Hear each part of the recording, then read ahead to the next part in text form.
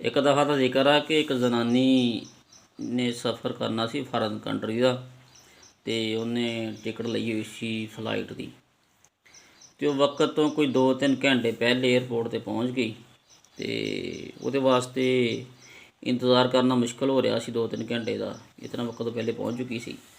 ਅਤੇ ਉਹਨੇ ਸੋਚਿਆ ਵੀ ਹੁਣ ਵਕਤ 'ਤੇ ਪਾਸ ਕਰਨਾ ਆਉਣਾ, ਅਤੇ ਉਹ ਲਾਗੇ ਇੱਕ ਕੰਟੀਨ ਸੀਗੀ ਏਅਰਪੋਰਟ ਦੇ, ਉੱਥੇ ਗਈ ਅਤੇ ਉੱਥੋਂ ਇੱਕ ਬਿਸਕੁਟਾਂ ਦਾ ਪੈਕਟ ਖਰੀਦਿਆ ਅਤੇ ਨਾਲ ਖਰੀਦ ਲਈ ਛੋਟੀ ਜਿਹੀ ਕਿਤਾਬ ਵੀ ਚਲੋ ਨਾਲ ਪੜ੍ਹਦੀ ਰਹਾਂਗੀ ਅਤੇ ਨਾਲ ਬਿਸਕੁਟ ਖਾਂਦੀ ਰਹਾਂਗੀ, ਉਹ ਟਾਈਮ ਪਾਸ ਹੋ ਜਾਏਗਾ ਅਤੇ ਟਾਈਮ ਆ ਜਾਏਗਾ ਫਲਾਈਟ ਦਾ, ਚਲੋ ਵੈਸੇ ਸਵਾਰ ਹੋ ਜਾਵਾਂਗੀ।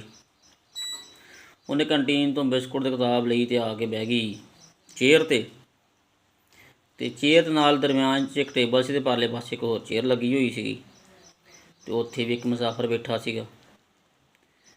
ਅਤੇ ਉਹਨੇ ਬੇਧਿਆਨੀ 'ਚ ਬੈਠੀ ਅਤੇ ਆ ਕੇ ਕਿਤਾਬ ਜਿਹੜੀ ਪੜ੍ਹਨਾ ਸ਼ੁਰੂ ਕਰਤੀ, ਅਤੇ ਮੇਜ਼ 'ਤੇ ਇੱਕ ਡੱਬਾ ਪਿਆ ਸੀ ਬਿਸਕੁਟਾਂ ਵਾਲਾ, ਅਤੇ ਨਾਲ ਕਿਤਾਬ ਪੜ੍ਹਨ ਲੱਗ ਪਈ ਅਤੇ ਨਾਲ ਬਿਸਕੁਟ ਲੱਗ ਪਈ ਖਾਣ।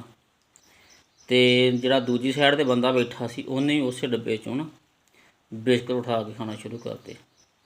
ਇੱਕ ਬਿਸਕੁਟ ਜਨਾਨੀ ਚੁੱਕੇ ਅਤੇ ਇੱਕ ਬਿਸਕੁਟ ਚੁੱਕੇ ਉਹ ਅਜਨਬੀ ਮੁਸਾਫਰ, ਅਤੇ ਜਨਾਨੀ ਨੂੰ ਗੁੱਸਾ ਬੜਾ ਚੜ੍ਹੇ ਵੀ ਬੰਦਾ ਕਰਨ ਕੀ ਰਿਹਾ, ਬਿਸਕੁਟ ਮੈਂ ਲੈ ਕੇ ਆਈ ਹਾਂ, ਇਹਨੂੰ ਕੋਈ ਤਮੀਜ਼ ਨਹੀਂ, ਕੋਈ ਹਯਾ ਨਹੀਂ, ਮੈਂ ਬਿਸਕੁਟ ਚੁੱਕਦੀ ਹਾਂ ਅਤੇ ਇਹ ਵੀ ਖਾਈ ਜਾਂਦਾ।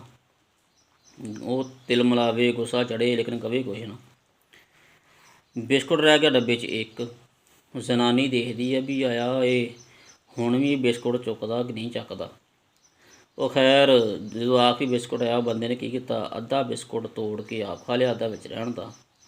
ਅਤੇ ਜਨਾਨੀ ਨੂੰ ਹੋਰ ਗੁੱਸਾ ਚੜ੍ਹਿਆ, ਉਹ ਬੁੜਬੜਾ ਕੇ ਅਤੇ ਉਤੋਂ ਟਾਈਮ ਵੀ ਵਾਹ ਹੋ ਚੁੱਕਿਆ ਸੀਗਾ, ਅਤੇ ਉਹਨੇ ਜਹਾਜ਼ ਵੱਲ ਨੂੰ ਆਪਣਾ ਸਫ਼ਰ ਫੜਿਆ ਅਤੇ ਚੜ੍ਹ ਗਈ ਜਹਾਜ਼ 'ਤੇ। ਉਹ ਸੀਟ 'ਤੇ ਜਦੋਂ ਬੈਠੀ ਨਾ, ਅਤੇ ਬੈਠ ਕੇ ਅਤੇ ਉਹਨੇ ਆਪਣਾ ਕੋਈ ਛੋਟਾ ਜਿਹਾ ਹੁੰਦਾ ਵਾਲਟ ਵਗੈਰਾ ਖੋਲ੍ਹਿਆ, ਛੋਟਾ ਬੈਗ ਹੋਏਗਾ, ਉਹ 'ਚੋਂ ਐਨਕ ਵਗੈਰਾ ਕੱਢੀ ਅਤੇ ਐਨਕ ਲੱਗੀ ਕੱਢਣ। ਉਹ ਦੇਖਦੀ ਕੀ ਆ ਕਿ ਜਿਹੜਾ ਮੈਂ ਬਿਸਕੁਟਾਂ ਦਾ ਪੈਕਟ ਲਿਆ ਸੀ ਉਹ ਤਾਂ ਮੇਰੇ ਬੈਗ ਦੇ ਵਿੱਚ ਹੀ ਆ। ਅਤੇ ਉਹ ਬੜੀ ਸ਼ਰਮਿੰਦਾ ਹੋਈ ਇਸ ਗੱਲ 'ਤੇ, ਅਤੇ ਮੈਂ ਬੇਧਿਆਨੀ ਦੇ ਵਿੱਚ ਜਿਹੜਾ ਮੈਂ ਬਿਸਕੁਟ ਦਾ ਪੈਕਟ ਲਿਆ ਸੀ ਉਹ ਮੈਂ ਆਪਣੇ ਬੈਗ 'ਚ ਪਾ ਲਿਆ, ਅਤੇ ਆਪਣਾ ਬਿਸਕੁਟ ਦਾ ਪੈਕਟ ਤਾਂ ਮੈਂ ਖੋਲ੍ਹਿਆ ਹੀ ਕੋਈ ਨਹੀਂ। ਉਹ ਜਿਹੜਾ ਮੈਂ ਬਿਸਕੁਟ ਖਾਂਦੀ ਰਹੀ ਉਹ ਤਾਂ ਮੈਂ ਉਸ ਬੰਦੇ ਦੇ ਬਿਸਕੁਟ ਖਾਂਦੀ ਰਹੀ ਹਾਂ, ਅਤੇ ਬੜੀ ਸ਼ਰਮਿੰਦਾ ਅਤੇ ਪਰੇਸ਼ਾਨ ਕਿ ਉਹ ਬੰਦਾ ਕਿੱਡਾ ਮਹੱਜ਼ਬ ਸੀਗਾ, ਅਤੇ ਮੈਂ ਉਹਦੇ ਬਾਰੇ ਬੁਰਾ ਸੋਚਦੀ ਰਹੀ। ਉਹਨੇ ਬਗੈਰ ਚਿਹਰੇ 'ਤੇ ਕੋਈ ਪਰੇਸ਼ਾਨੀ ਲਿਆਉਂਦਿਆਂ ਜਾਂ ਮੈਨੂੰ ਕੁਛ ਕਿਹਾ, ਸਕੂਨ ਦੇ ਨਾਲ ਉਹ ਵੀ ਖਾਂਦਾ ਰਿਹਾ ਅਤੇ ਮੈਂ ਵੀ ਬਿਸਕੁਟ ਖਾਂਦੀ ਰਹੀ। ਬੜੀ ਉਹ ਮਾਯੂਸੀ ਹੋਈ, ਪਰੇਸ਼ਾਨੀ ਹੋਈ, ਅਤੇ ਮੈਂ ਦਿਲ 'ਚ ਉਸ ਬੰਦੇ ਨੂੰ ਬੁਰਾ ਕਹਿੰਦੀ ਰਹੀ।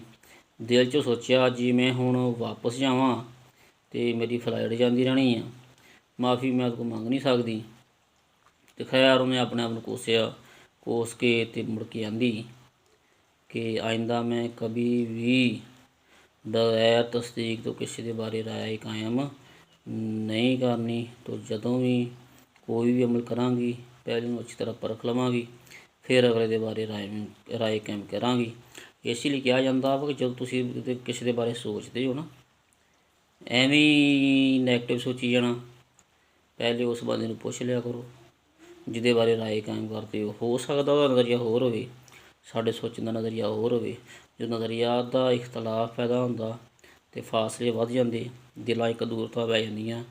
ਇਸ ਵਾਸਤੇ ਜਦੋਂ ਕਿਤੇ ਕਿਸੇ ਦੇ ਬਾਰੇ ਰਾਏ ਕਰਨੀ, ਖੁਦ ਨਹੀਂ ਕਾਇਮ ਕਰਨੀ, ਜਦੋਂ ਵੀ ਰਾਏ ਕਾਇਮ ਕਰਨੀ ਹੈ ਉਸ ਬੰਦੇ ਦੇ ਬਾਰੇ ਜਿਹਦੇ ਬਾਰੇ ਵੀ ਰਾਏ ਕਾਇਮ ਕਰਨੀ ਹੈ ਉਸ को ਵੈਰੀਫਾਈ ਕਰਨਾ, ਅੱਗੇ ਪਿੱਛੇ ਤਸਦੀਕ ਕਰ ਲੈਣੀ ਤਾਂ ਕਿ ਬਾਅਦ ਸ਼ਰਮਿੰਦਗੀ ਦਾ ਸਾਹਮਣਾ ਨਾ ਕਰਨਾ ਪਵੇ। ਜਜ਼ਾਕ ਅੱਲਾਹ।